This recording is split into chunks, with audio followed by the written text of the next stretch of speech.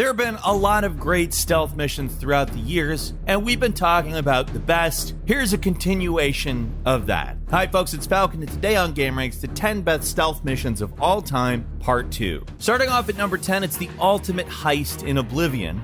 You'd think with a mission name like the ultimate heist should be number 1, but Oblivion isn't exactly the most complex stealth game out there because, well, it's old and not a stealth game, and it's not really the most difficult mission of all time, but it's incredibly memorable, and it's one of the best quests in the entire Elder Scrolls series. The goal on its own is just totally insane. The leader of the Thieves Guild wants you to steal an Elder Scroll from the Imperial Palace.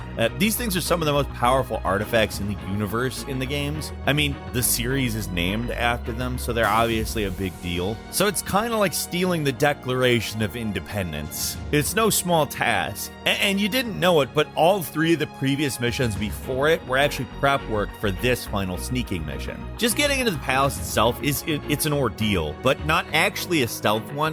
There are multiple challenges you have to overcome using the equipment that you had previously stolen. There's an Indiana Jones vibe to these challenges that require like artifacts to overcome. Once you actually enter the palace through this secret entrance in the guards' quarter that's filled with sleeping soldiers, you sneak into a well-guarded Elder Scroll library, which contains blind priests who are the only ones permitted to handle these powerful artifacts. In the end, you have to trick the priests into giving you the scroll and escape, but getting out isn't any easier than getting in. It's just an all-around, really memorable mission where you pull off this daring heist at the heart of the kingdom, and the stealth mechanics, like I said, are not the best, but the mission is so satisfying to play it deserves mention here. At number 9 is the final act in Assassin's Creed Syndicate. We mentioned a classic Assassin's Creed mission in part 1, so it makes sense that we would do one from the game that was maybe the pinnacle of the stealth gameplay-focused Assassin's Creed games. The recent trilogy of Origins, Odyssey, and Valhalla all have stealth parts, and they're pretty cool at that. But when it comes to cool set-piece missions, Syndicate's probably the best in the entire series in terms of stealth, at least in our opinion. There's so many good ones to choose from, but one of our personal favorites is Final Act, the mission where you assassinate the gang leader, Maxwell Roth. Set in the Alhambra Music Hall, which was an actual theater in London, you sneak in the place to kill Roth, only to find he's got multiple decoy stand-ins around, and if you want to get to Roth, you pretty much have to take out all the decoys, and the stealthier options are pretty darn fun. The sequence is actually darkly humorous, kind of macabre, but not necessarily funny, but it's hard to know exactly what to expect, and after uncovering the real guy, he burns down the place with everyone inside it, and even when you kill him, instead of giving the usual Assassin's Creed speech about order versus chaos, he just goes off about how he does things for the fun of it, and that's it. There may be better all-around missions in the game, but for our money, there's nothing quite as memorable as the final act in Assassin's Creed Syndicate. At number 8 is Lady Boyle's Last Party from Dishonored. Longtime gameranx followers will know I have a great fondness for this game and this series, and pretty much any mission in Dishonored is great. Really, we could have picked any of them and they'd feel right to put on this list, but Lady Boyle's Last Party is a real standout. You infiltrate this party held by a woman who's responsible for bankrolling the coup against the crown, and you are out for revenge. What makes this mission so unique isn't just that you're able to walk around freely with the party pretending to be a guest, but that simply finding your target is a challenge. There's actually 3 Lady Boyles, all sisters dressed in identical outfits but with different colors. And because everyone's wearing a mask, it's not possible to tell them apart just by looking at them, so you have to investigate in order to uncover which Boyle sister is the one you're after. There's a lot of different ways to do it. Either you can ask around the party, sneak around upstairs, or this is Dishonored, you can just kill all 3 if you want. Of course, we can't mention this mission without bringing up the non-lethal option where instead of killing her, you knock her out and give her to Lord Brisby, who is apparently madly in love with her and tells you that he'll make sure she's never seen again. It's an all-around pretty dark and messed up mission that's randomized every time you play it, so there's even replay value. The mansion itself is also just really fun to explore and very interesting, but the thing everyone really remembers from this mission has got to be the masks. They're weird. I don't know what else to say about them. At number 7 is the bank mission from Splinter Cell Chaos Theory. Chaos Theory is probably the best game in the entire Splinter Cell series, and one of its best missions is also one of the first. The third mission in the game has Sam Fisher infiltrating the Banco de Panama, and, well, of course, Panama. Third Echelon is investigating these information warfare algorithms, but as a cover, they want you to rob the place as well. What makes the mission so good is how it lets you approach it from all these different angles. Compared to earlier games in the Splinter Cell series, Chaos Theory gives you like a ton more options how to advance through levels. The bank itself feels like a real place. You got cameras, guards. They're all in locations that feel natural rather than like level design. The entire mission just feels more real than what people were used to seeing at the time, and it was a lot more memorable because of that. But beyond that, there's not really a lot to say about it. It's just a very well-designed level in a series that was arguably at the top of its game. Like, come on, Ubisoft, why have you not given us another Splinter Cell? And like a real one, like don't turn it into another open world series, right? Got it? More stuff like this mission. It's seriously one of the all-time greats. And number 6 is shipping and receiving from Thief 2. So originally we were gonna go with the first City Bank and Trust mission from Thief 2, but that's just another like bank heist mission, and it's not like this game is short on stellar levels, so instead we went with shipping and receiving. It is set in this sprawling, non-linear warehouse area, and shows off how much level design improved between Thief 1 and 2. The first game has some really great missions, but maybe its best mission, the Sword, wasn't the best because of its stealth gameplay. Like, there's nothing incredibly flashy about this mission. It's just all around fun. There's multiple offices and rooms to explore, lots of notes and bits of lore scattered around, and some pretty clever secrets squirreled away as well. Because there's no really like centralized structure to the mission, you're pretty much free to explore however you want, and depending on the difficulty, there's a few places you absolutely have to go. But for the most part, the only requirement is that you steal as much as you can and get out. There's actually something pretty charming about this mission's goal, simply being the landlord is coming tomorrow. Like, the only reason you're stealing is because you need some quick cash. Compared to all the grand things you do in most other stealth games, having such a low stakes objective is interesting, and the mission itself is just rewarding and fun to play.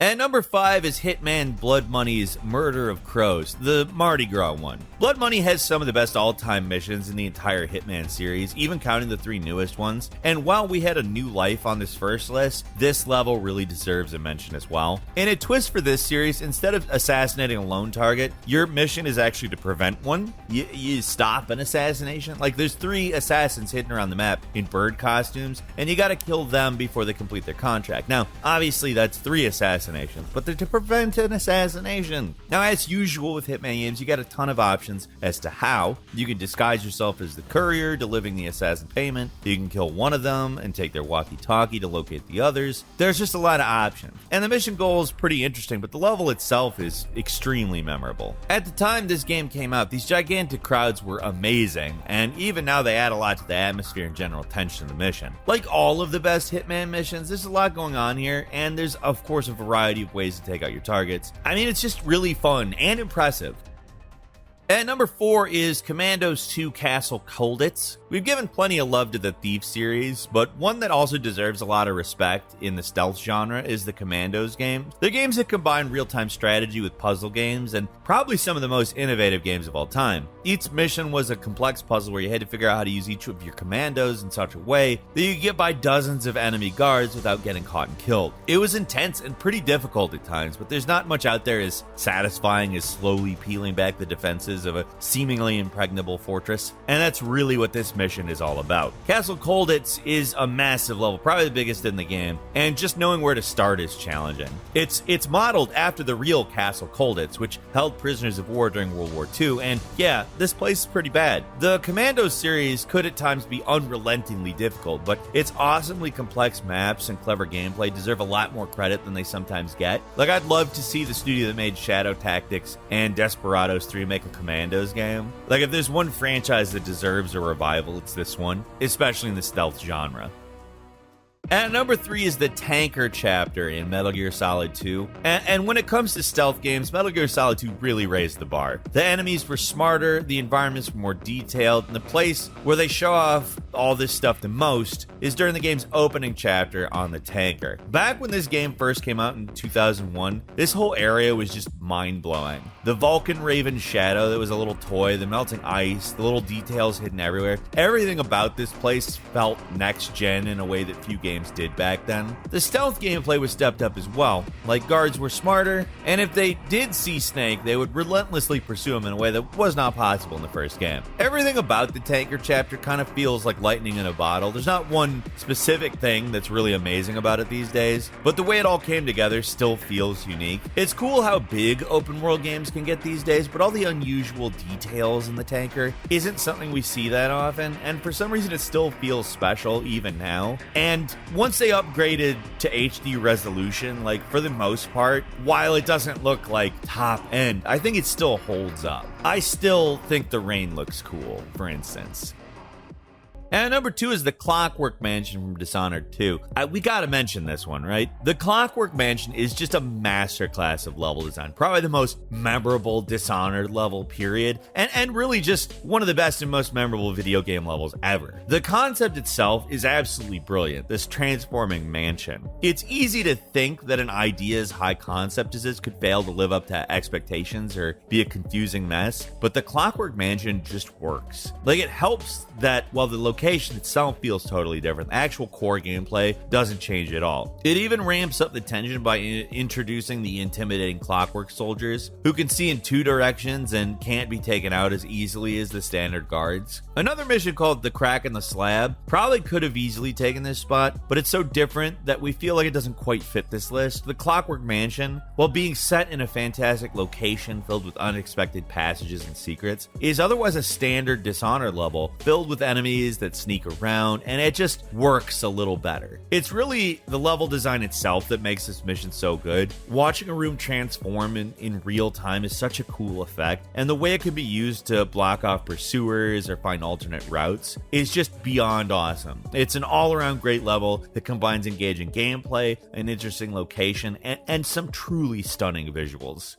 And finally, at number 1, Sapienza / The World of Tomorrow from Hitman 2016. Yeah, we had to get to this one eventually, right? The second level of the Hitman reboot is iconic for a reason. A, it is gorgeous. It is incredibly detailed. And B, it is fun as hell to explore. Set in a fictional coastal city, your mission here is to eliminate 2 bioengineers creating a virus in a secret underground lab under a mansion. With that description, you'd think that you'd be limited to exploring the mansion grounds, but there's a huge city you can explore that unlocks new opportunities to take out your targets depending on what you do. The amount of options you have here is staggering. There's no other level in the new Hitman trilogy as sprawling and detailed as this. There's some levels that may be more open and some that have a little more depth, but no other level captures everything that makes a Hitman game work quite as perfectly as this one. It is the quintessential Hitman level, and it just does so much right. Honestly, it was a close race between this level and Miami from Hitman 2, but in our mind, this one's just a little bit more iconic. Almost every mission in the new Hitman games are excellent, so it's kind of hard to pick the best one, but I feel like if you think of Hitman, Sapienza is like the best one. It's a great mission. It's almost as much fun to just get lost in as it is to actually play. It's that good. And that's all for today. Leave us a comment. Let us know what you think. If you like this video, click like. If you're not subscribed, now's a great time to do so. We upload brand new videos every day of the week. Best way to see them first is, of course, a subscription, so click subscribe. Don't forget to enable all notifications, and as always, thank you very much for watching this video. I'm Falcon. You can follow me on Twitter @FalconHero. We'll see you next time right here on gameranx.